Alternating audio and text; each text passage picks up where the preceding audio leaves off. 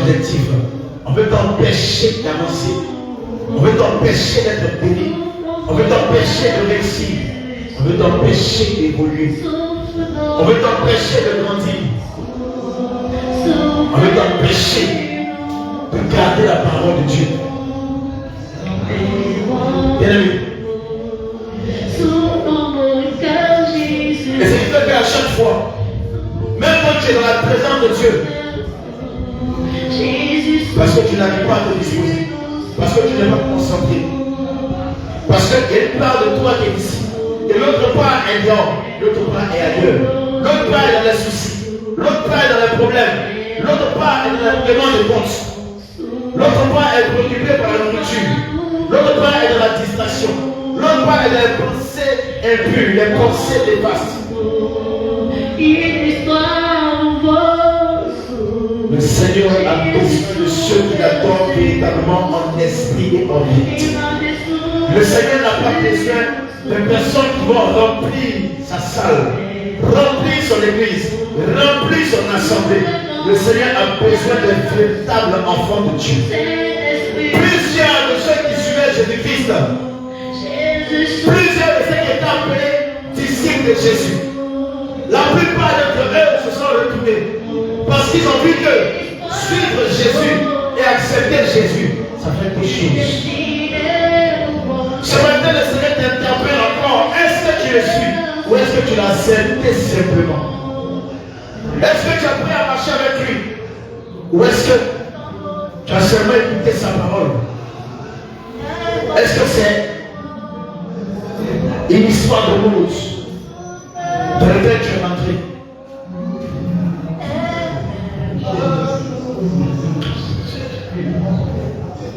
Est-ce que c'est par la mode? Est-ce que c'est parce que des personnes s'est débrouillées que toi si tu t'es débrouillé?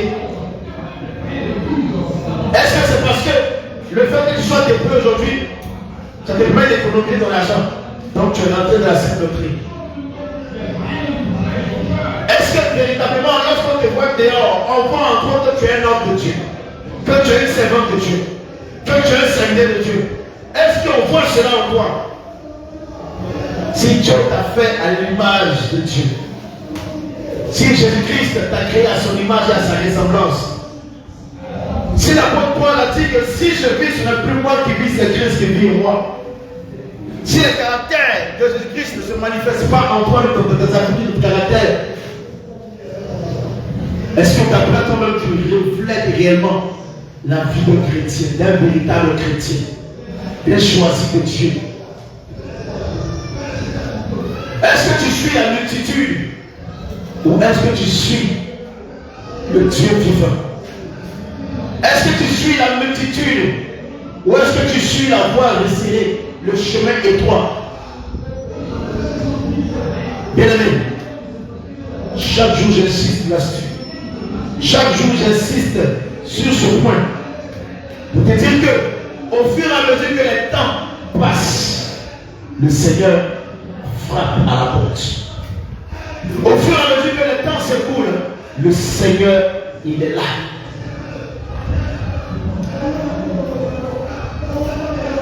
Ne ratons pas l'enlèvement. Nous ne devons pas rater l'enlèvement. Chaque jour doit être un défi pour toi. Chaque jour doit être un défi pour toi. Chaque jour, dis-toi, mets-toi la tête que tu n'es pas comme le monde. Tu ne dois pas agir comme le monde. Tu ne dois pas marcher comme le monde. Tu ne dois pas vivre comme le monde. Tu dois être différent des autres. Mais est-ce que réellement, bien aimé, tu es véritablement converti? Certes, aujourd'hui, tu es passé par les eaux du baptême. Aujourd'hui, on t'appelle chrétien de la sainte doctrine. Tu es dépouillé aujourd'hui. Mais est-ce que réellement ton cœur est circoncis? Est-ce que réellement ton cœur est circoncis? Est-ce que réellement tu vis une vie de sainteté, une vie de sanctification? Le Seigneur a dit, aucun impur n'entrera dans le royaume des cieux. Aucun impur n'entrera dans le royaume des cieux. En tant que prédicateur, C'est la parole, c'est la vérité que nous pouvons vous dire au quotidien, pour vous ramener à l'ordre. Parce que l'ennemi va toujours vouloir vous faire changer de voie.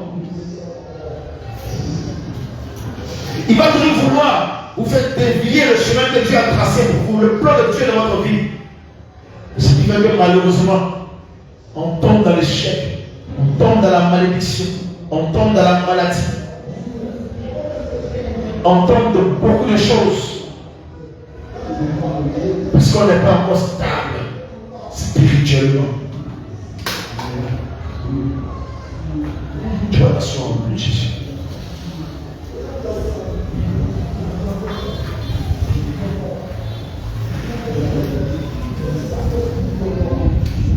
Tu vas prendre ton stylo. Tu vas prendre la parole, ton épée. Notre thème de ce jour,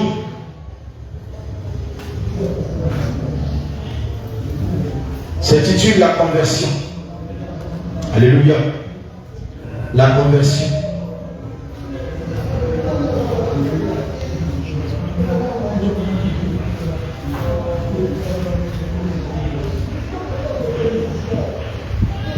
Notre thème de ce jour, c'est la conversion.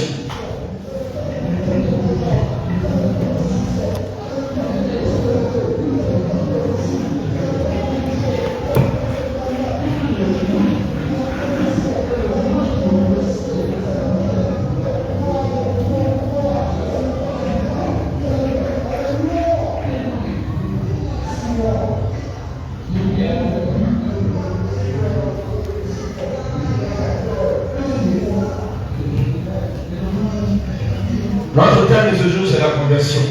Alléluia.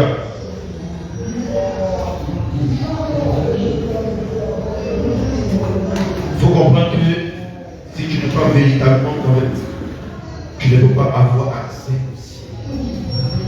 Alléluia. Si tu n'es pas un véritable converti, tu ne peux pas avoir accès au ciel. Gloire à Jésus. Gloire à Jésus. Plusieurs pensent que le fait d'être dans la sainte doctrine, ça veut dire qu'ils sont abris. C'est fini. La sainte doctrine ne te garantit pas le salut. Non, ne dis pas que je suis dans la sainte doctrine, c'est fini.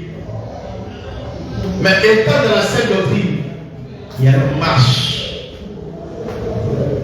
Il y a la mise en pratique de la parole de Dieu. Il y a l'obéissance à la parole de Dieu.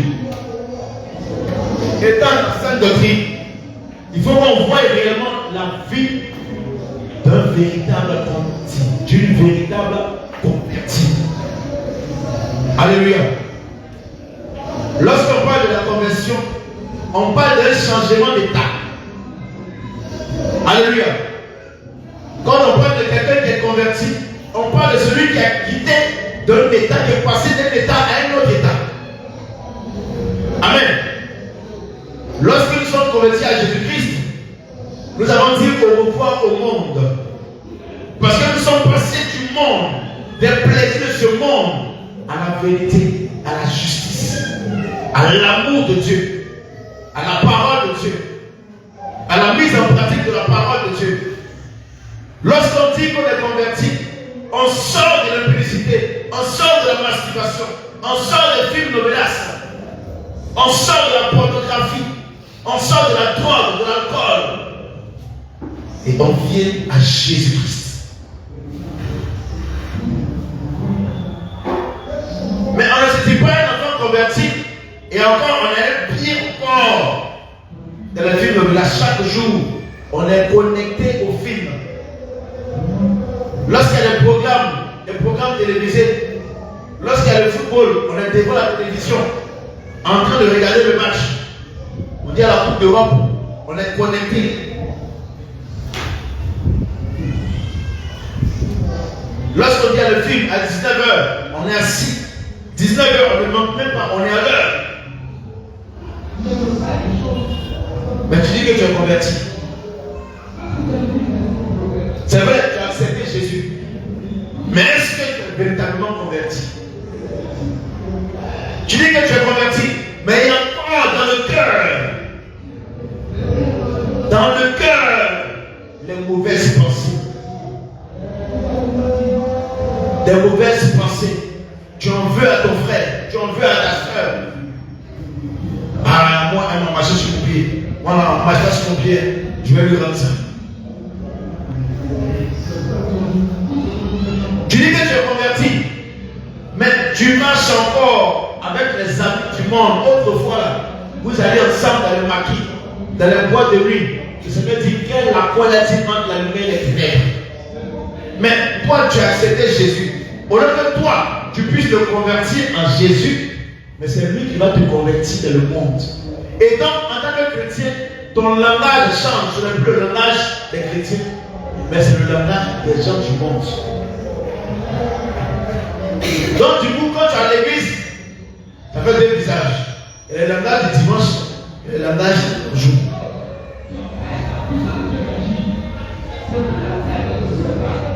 La conversion, c'est de quitter l'état de pécheur et venir à l'état de la sainteté, à l'état de la justice, à l'état de la vérité. Autrefois, tu étais dans le péché. Mais maintenant, tu n'es plus dans le péché.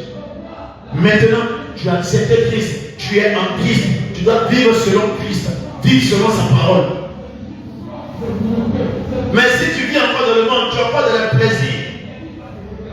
Tu as encore de la titans. Quelle est la différence entre toi et puis celui qui est dans le monde? Quelle est la différence entre toi et celui qui est dans le monde? Il n'y a aucune différence. Seulement que c'est le nom qui change. Lui, il est dans le ministère, toi tu es dans cette doctrine, c'est tout. Sinon, c'est pareil. Alléluia. Et quand c'est comme ça, pendant que tu es dans la seule doctrine, maintenant tu as une autre vie, le diable se rit de toi. Le diable se moque de toi. Parce que tu portes le nom seulement des chrétiens, mais en toi, il n'y a rien de chrétien. Et parfois même le païen qui est dehors, il va te dire, mais regardez-lui là, on a parlé, voilà sa vie. Cela, travaille pas de foi, c'est lui qui porte la tunique. Mais leur comportement, de toute façon, ils sont méchants. Regardez comment il est. Regardez comment il est. C'est là. Ils sont trop méchants. Mais quelle est la différence entre toi et celui qui est païen qui ne connaît pas Jésus? Or, le véritable converti, lorsqu'il parle, lorsqu'on le voit, il faut qu'on sache réellement que celui-là, c'est un enfant de Dieu. Celle-là, elle est enfant de Dieu. Il faut que le voyez par ton comportement, par tes habitudes, par tes attitudes au quotidien. Ce n'est pas un seul jour, ce n'est pas seulement les dimanches. Pour certains chrétiens, c'est quand c'est dimanche là, c'est là qu'il y a une musique chrétienne dans la maison. Ils vont comme ça jouer musique, ils vont comme ça jouer Dieu dans la maison. C'est chaque dimanche. Le reste là, ils sont dans les rafats, les DJ congélateurs. Là, ils écoutent la musique du monde. Mais le dimanche, là où il va se mettre devant sa maison en train de chanter, il chante même. Il est bon de nous, Dieu. Là, on sait qu'il est chrétien dimanche. Mais les autres jours là, silence radio. J'entends en bas à la maison dans ses ballons. Oh, Ronaldo, Messi, Ronaldo. Moi, tu entends Dona Beja. Voilà, les films, les Vendetta. Santa Barbara. Bon, il y a d'autres qui n'ont pas les ici. Moi, je ne parle pas pour vous. C'est ça.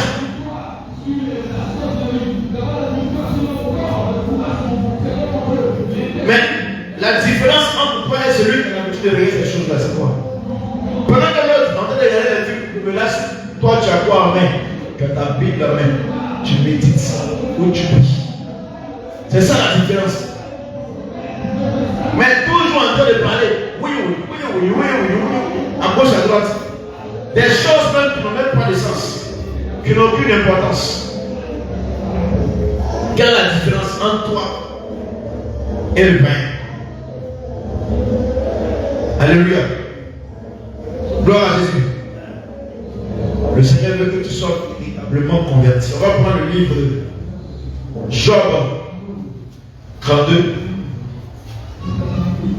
Job chapitre 32, verset 8.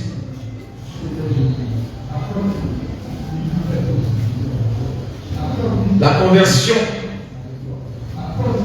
de l'être humain, de l'homme, se fait en 3 parties. Vous allez comprendre. Alléluia. Le Seigneur a dit dans sa parole dans 1 Thessaloniciens 5, verset 23. Il dit que votre être tout entier, c'est-à-dire l'esprit, l'âme et le corps, soit trouvé irréprochable lors de l'avènement de notre Seigneur Jésus. Que votre être tout entier, c'est-à-dire l'esprit, l'âme, donc l'esprit doit être saint, l'âme aussi doit être saint, le corps doit être aussi sanctifié. Alléluia. Si ton esprit n'est pas sanctifié, tu vas pas au ciel. Si l'âme n'est pas sanctifiée, tu ne rentres pas au ciel. Si le corps, si l'âme est sanctifiée, le cœur est sanctifié, que le corps n'est pas sanctifié, tu ne rentres pas au ciel. Alléluia. Il est écrit dans Apocalypse 21, verset 27, qu'aucun n'impur n'entrera dans le royaume des cieux. On va lire Job 32, verset 8. Job 32, verset 8. Amen. Je lis la parole de Dieu avec grand respect. Alléluia. Job chapitre 32, verset 8. Amen. Mais en réalité, dans l'homme, c'est l'esprit, le souffle du Tout-Puissant. Le souffle du Tout-Puissant qui donne l'intelligence. Qui donne l'intelligence. En réalité, dans l'homme, c'est l'esprit. Amen. Le souffle du Tout-Puissant qui donne l'intelligence. Alléluia. Amen. Mais de qui vient le souffle? Ça vient de Dieu. Le souffle nous vient de Dieu. Donc c'est Dieu qui met son souffle en nous. Voilà parce que lorsqu'il a créé l'homme, il a créé Adam. Adam n'était qu'une simple enveloppe qui était là couchée. On a fini de le fabriquer, de le créer, et il est couché là, il n'y a pas de vie en lui. Alléluia. Et il lui fallait quoi? Le souffle de Dieu. Quand il souffla, Adam automatiquement a reçu quoi? L'esprit de Dieu. Alléluia. Amen. Or, il est dit ici que le souffle de Dieu donne l'intelligence. Ce qui fait que lorsque tu reçois le souffle de Dieu, tu as à discerner ce qui est bon et ce qui est mauvais. Amen. Or, la Bible déclare que lorsque Dieu a créé le monde, il a créé l'homme, il a créé la terre, il a vu que tout ce qu'il avait créé était bon. Donc l'Esprit de Dieu qui est en nous est bon. Donc tout ce que nous faisons par l'Esprit de Dieu doit être bon. Voilà pourquoi on parle de la conscience humaine qui nous a fait ce qui est bon. On parle du subconscient, on parle de l'inconscience, on parle de ceux qui font des choses qui ne sont pas bonnes, tout ce qui est négatif. Alléluia. Gloire à Jésus. Gloire à Jésus. Donc, à la base, l'homme même déjà dans son esprit, amen, Dieu l'a créé bon. Alléluia. Dieu l'a créé bon. Mais les hommes même, ils sont allés chercher les mauvais esprits. Dieu t'a créé avec un bon esprit. L'esprit est dans toi. C'est lui qui fait que tu ne peux pas. Quand tu veux faire, tu veux dérailler un peu, l'esprit est dans toi et te dit, fais pas ça. Va à gauche, mais va à droite. Marche comme ça, marche comme ça. Pas mentir. Ne mens pas. Pourquoi tu mens même? Même quand tu veux mentir, il pêche ton cœur là-bas. Il dit ne mens pas. Mais le mauvais esprit là, il est dehors là-bas. Il dit mens. Et puis tu mens. Quand tu mens, lui, il vient prendre la place. Et puis s'assoit. Alléluia. Il vient, il s'assoit. Mais s'il est assis en toi, tout ce que tu vas faire, c'est encore. Ce sera négatif. Parce que c'est lui maintenant qui va t'influencer à faire ce qui est mauvais. Gloire à Jésus. Lévitique, verset 6, dit quoi? 20, verset 26. Quelqu'un prépare Acte 1, verset 8. Un autre prépare Acte 13, verset 35.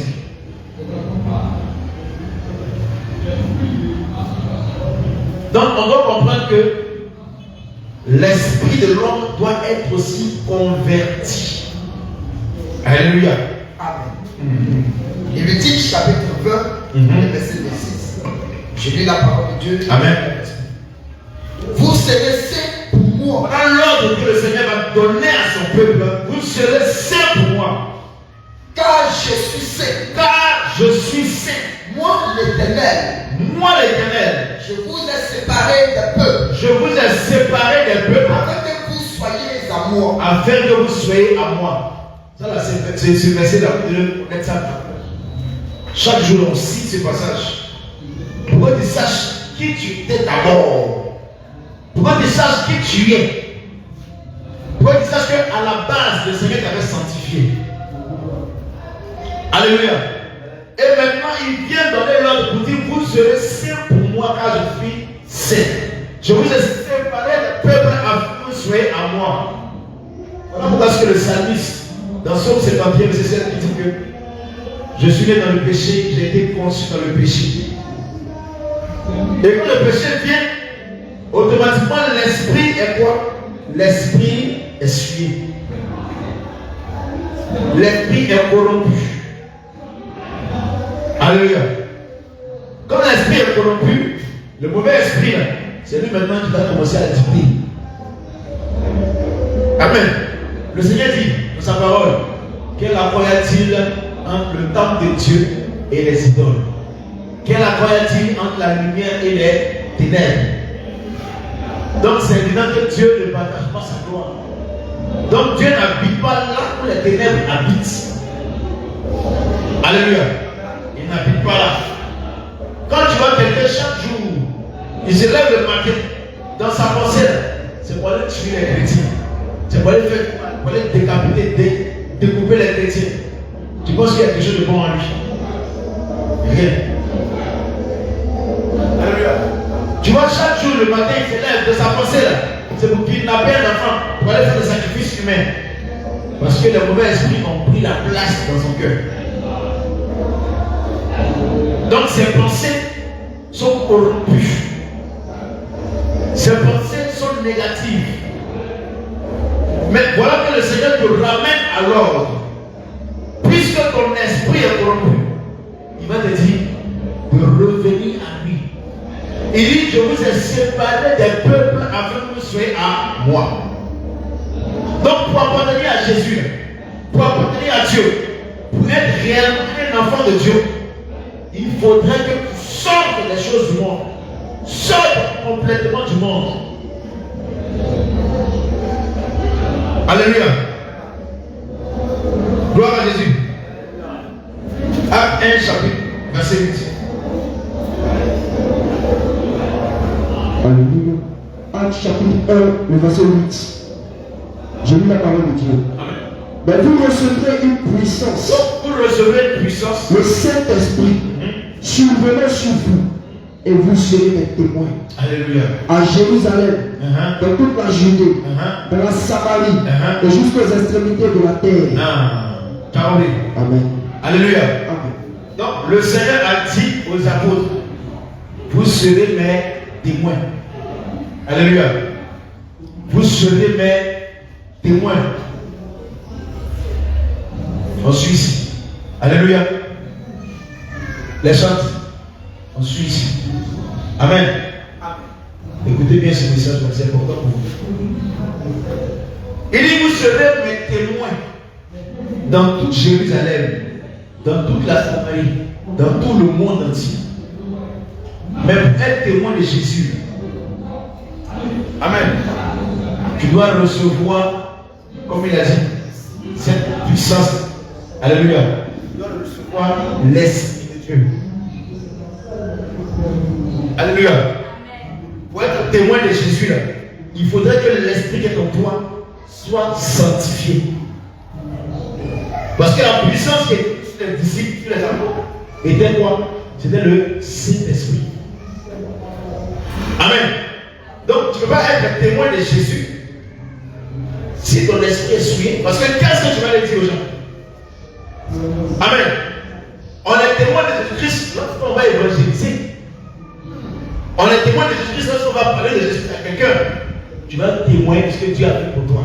Et tu vas témoigner de ce que Jésus-Christ lui-même a fait. Ça en sera dit que tu vas témoigner une vie dans c'est vrai ce que tu dis, mon frère. Tu as raison. Mais si en toi-même l'esprit est corrompu, qu'est-ce que tu vas dire aux autres? Comment tu ne peux pas évangéliser quelqu'un? Même une mouche, tu ne peux pas l'évangéliser. Parce que l'esprit est corrompu. Tu vas dire quoi? Alléluia. Qu'est-ce que tu vas dire? Tu ne peux rien dire. Si l'esprit est corrompu, tu ne peux pas parler. Parce qu'en toi-même, quand tu vas voir quelqu'un, vous dites, mon frère, Jésus t'aime. L'esprit en toi est corrompu là. Et toi-même, est-ce que tu te vois? Il va dis toi-même, fais-toi là-bas. Et toi-même, toi-même tu es un grand menteur qui ne peut pas mentir. Oui. T'allez, vous qui portez les habits plaqués, vous qui portez les collants, il dit toi-même, tu ne vois pas collant, pas de. Il dit, ça, il y a des choses que je vais dire, il y a d'autres qui ne pas dit. Ah, mais si, il y a des fois qui te parlent à l'intérieur, et tu mens, tu es là aussi. Tu ne peux pas être témoin de Jésus. Alléluia. Si ton esprit est corrompu, tu ne peux pas être témoin de Jésus. Amen. Voilà parce que la bonne parole a mis cela, il dit non. Si je vis, si moi je vis, si moi Paul je vis, ce n'est plus moi qui vis, mais c'est Christ qui vit en moi. Quand Christ vit en toi, les caractères de Jésus-Christ doivent se manifester. On doit le voir quotidiennement. Ce n'est pas seulement l'apparence. Alléluia. Ce n'est pas seulement l'apparence. Amen. Tout à l'heure, je vais expliquer quelque chose. Ce n'est pas seulement l'apparence. Mais c'est le comportement même, la nature même. Pourquoi? Parce que tout ce qu'on fait d'apparent, tout ce que les hommes peuvent voir, ça vient du cœur. Alléluia. Ça vient de l'intérieur. Tout ce que l'homme peut voir, ça vient de l'intérieur. Même quand je fais ça, j'ai pensé d'abord avant de le faire. Quand je fais ça, j'ai pensé d'abord avant de le faire. Tout vient de là. Mais si l'esprit qui est là est souillé, est corrompu, est un mauvais esprit, tout ce que tu vas faire là sera négatif. Donc, ça va s'afficher sur ton caractère, sur ton comportement. Si l'esprit est souillé, on va savoir. Même si tu caches, un jour on va savoir.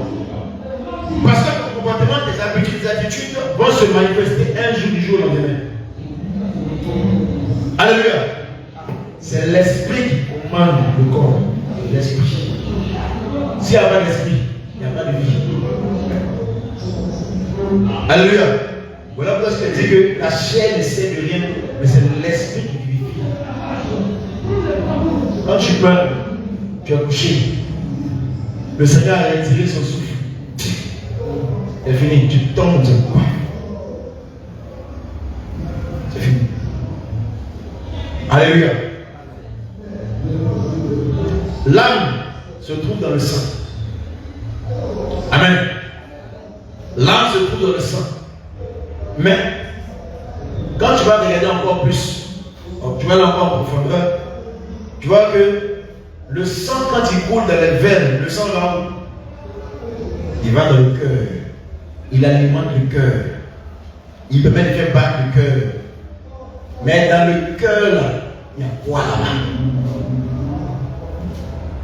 Alléluia. Dans le cœur, il y a quoi là-bas? Il a dit quoi? Dans le livre de Matthieu 15, 19, c'est quoi? Matthieu chapitre 15, verset 19, quoi. Matthieu chapitre 15, 19.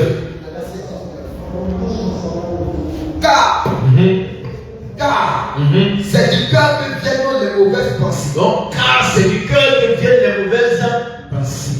Le meurtre, les adultères, les impudicités, les vols, les faux témoignages, les calomnies. Alléluia. Amen. Donc, c'est du cœur que viennent les mauvaises pensées. Amen. Or, quand on parle de la pensée, on parle de l'esprit. Alléluia. Donc, l'esprit se trouve où? Amen. Le Seigneur dit quoi? Dans 1 Corinthiens 6, verset 19, il dit: notre corps est le temple du. Alléluia. Donc, le corps là, le Seigneur dit: notre corps est le temple. Amen. Alléluia. Est-ce qu'il a dit notre cœur? Il dit notre corps. Mais lui-même, il siège où? Quand l'Esprit vient habiter en toi, quand l'Esprit de Dieu vient habiter en toi, il est dans le cœur. Amen. Puisqu'il est écrit que c'est du cœur que viennent les mauvaises pensées. Donc c'est du cœur que sont aussi les bonnes pensées. Amen. Donc l'Esprit siège dans le cœur, c'est pas ici. Alléluia. C'est pas là, c'est dans le cœur. L'Esprit siège là. Amen. Gloire à Jésus. Donc le cœur est lié aussi à l'âme. Voilà parce que le sang, où se trouve l'âme, alimente le cœur. Le sang alimente le cœur. Mais toutes ces choses-là sont dans le corps. Vous avez vu tout ça, non? Ça fait 3 en 1. Tout ceci là, l'âme, l'esprit, ils sont tous dans le corps. L'esprit dans le cœur. Hein? Alléluia. Et le cœur aussi dans le sang. Le sang dans le corps. Alléluia. Donc, tu ne peux pas dire que tu as sanctifié une partie pour laisser l'autre partie. Amen. C'est impossible. Tu ne peux pas dire que tu as lavé une partie et puis tu vas laisser l'autre partie. Donc, si tu laves le dehors et tu laisses les dedans, voilà pourquoi le Seigneur dit: pharisiens hypocrites. Vous lavez le dehors de la coupe et vous laissez l'intérieur, ce qui est caché. Amen. Donc la conversion se fait en 3. Il y a 3 types de conversion, en 3 étapes. Il y a la conversion de l'esprit. Amen. Et aussi il y a la conversion de l'âme. Gloire à Jésus. La conversion de l'âme, tu vas dire: pourquoi l'âme? Alléluia.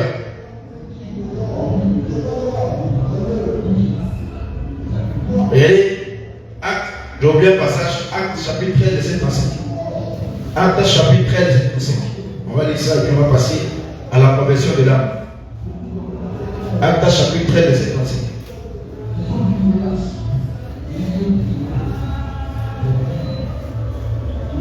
Vous voyez, toutes ces différentes parties de l'homme sont très très importantes aux yeux du Seigneur. Acte chapitre 13, verset 35. C'est pourquoi il dit encore d'ailleurs: tu ne permettras pas que ton sein voie la corruption. Tu ne permettras pas que ton sein voie la corruption. Donc ça veut dire que Jésus-Christ ne devait pas voir la corruption. Parce qu'il est saint. Amen. Gloire à Dieu. Donc son esprit là, l'esprit de Dieu, le Saint-Esprit là, ne devait pas être souillé. Amen. C'est ça le diable pensait qu'il avait eu. Quand le diable a vu qu'on a envoyé Christ à la croix, il dit: enfin je l'ai eu. Et il ne savait pas que l'esprit est retourné à sa position. Alléluia. Il était déjà remonté.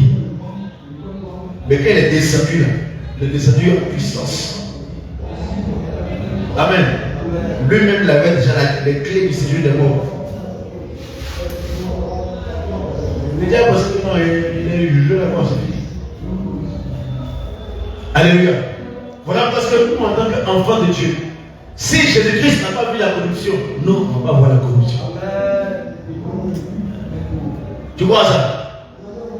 Si Christ n'a pas vu la corruption, nous, on ne doit pas voir la corruption. Pourquoi? Parce que l'esprit qui habite en nous, c'est le Saint-Esprit. Alléluia. C'est le Saint-Esprit. Voilà parce que si nous mourons dans le Seigneur avant l'enlèvement, nous allons directement dans le sein d'Abraham.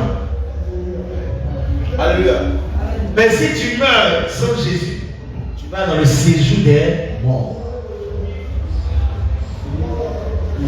Amen.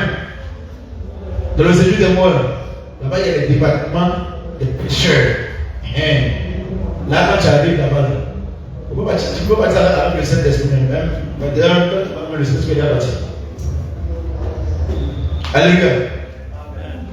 C'est là-bas qu'on torture ceux qui n'ont pas le Seigneur Jésus sur la terre. Mais si tu as cette grâce de voir l'enlèvement, au jour de l'enlèvement, paf, tu es parti. Alléluia. Donc, comment est-ce que toi tu vas voir la corruption? Tu ne pourras pas voir la corruption. Gloire à Jésus. Gloire à Jésus. Gloire à Jésus. On va voir la conversion de l'âme. Le deuxième point. Quelqu'un va préparer Ézéchiel 18, verset 4. Ézéchiel chapitre 18, verset 4.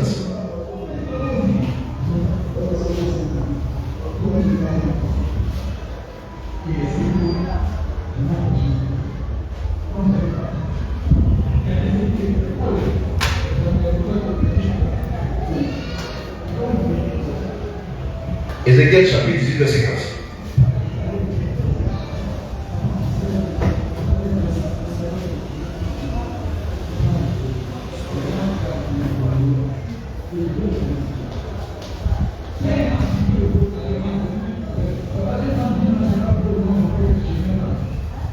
Voilà parce que quand l'ennemi veut t'attaquer, s'il n'a pas accès à ton corps, ou je n'ai pas pu avoir à ton corps, il passe par l'âme. Et la Bible dit quand même, il passe par l'âme. Il attaque l'âme. S'il a eu l'âme, c'est qu'il va voir le corps. Ézéchiel chapitre 18, les versets 4. Voici, toutes les âmes sont à moi. L'âme du Fils comme l'âme du Père. Voici, toutes les âmes sont à moi. L'âme du Fils comme l'âme du Père. L'une et l'autre sont à moi. L'âme qui pêche, c'est celle qui mourra. Amen. Alléluia. Amen. Voici, toutes les âmes sont à moi. Le Seigneur dit, toutes les âmes lui appartiennent. Amen. Amen. Mais l'âme qui pêche, c'est elle qui mourra. Alléluia. Amen. L'âme qui pêche, c'est elle qui mourra. Pourquoi on n'a pas dit mais le corps qui pêche? Pourquoi on n'a pas dit le corps qui pêche? On a dit l'âme. Parce que c'est l'âme qui part au jugement. Amen. Le corps ne sert de rien. Le corps va demeurer dans la terre. On va l'enterrer. Mais c'est l'âme qui va aller au jugement. L'esprit retourne à Dieu. Le souffle, la vie, retourne à Dieu. Parce que Dieu, c'est la vie. Il reprend son souffle. Mais l'âme va en jugement. Voilà parce que l'âme est jugée. Amen. L'âme qui pêche, c'est elle qui mourra. Alléluia. Jean chapitre 3, verset 16. Jean chapitre 3, verset 16.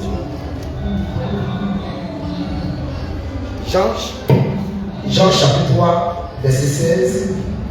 Car Dieu a tant aimé le monde, il a donné son Fils unique, afin que quiconque croit en lui ne périsse point, mais il ait la vie éternelle.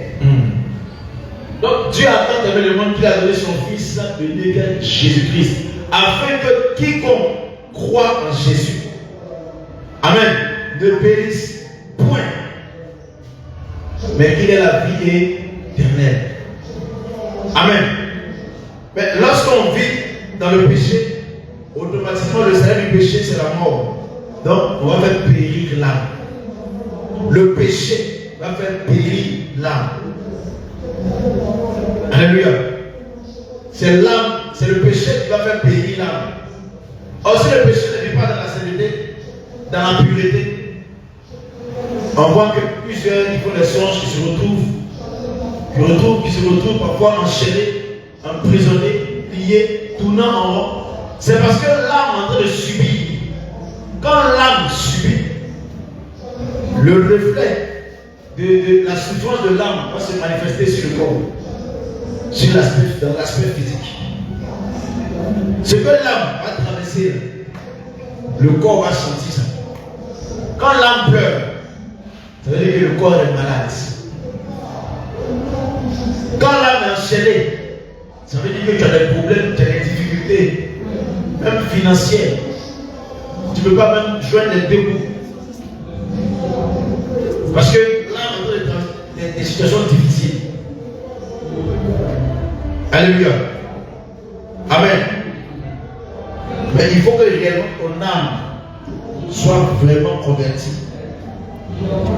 Gloire à Jésus. Il faut que ton âme arrive à résister face au péché. Ton âme arrive à résister face aux influences du monde de la sorcellerie. Plus je peux t'amener quand ils sont attaqués, ils ne peuvent même pas combattre. L'âme ne peut pas combattre. Il a attaqué les bouchers comme ça. C'est pas bien comme ça devant lui. Il est comme ça. Et puis fuit. Donc chaque jour tu vas fuir. Chaque jour tu vas courir.